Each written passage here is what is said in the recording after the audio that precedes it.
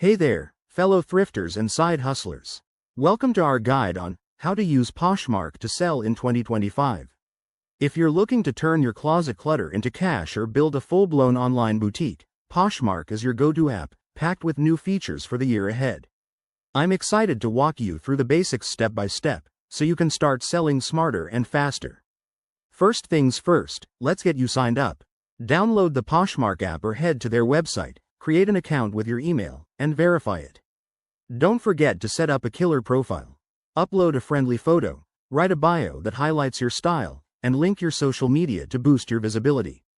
Now, onto the fun part: listing your items. In 2025, Poshmark's AI tools make this a breeze. Snap high-quality photos from multiple angles, write detailed descriptions using keywords like vintage or like new to attract buyers, and set a competitive price based on similar listings. Pro tip: use the app's pricing suggestions feature to stay on top of market trends. Once your item is live, it's time to market it. Share your listings on your Poshmark feed, join virtual Posh parties for theme selling events, and engage with the community by liking and commenting on other users' posts. This builds your network and increases your chances of sales. When you get a buyer, the app handles the transaction securely.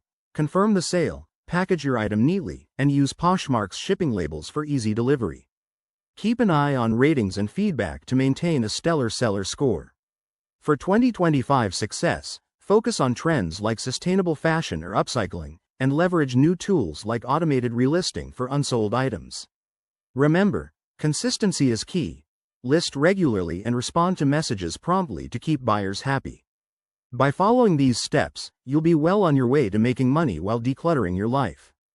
Thanks for watching. If you found this helpful, hit that like button, subscribe for more tips, and drop a comment below with your Poshmark success stories.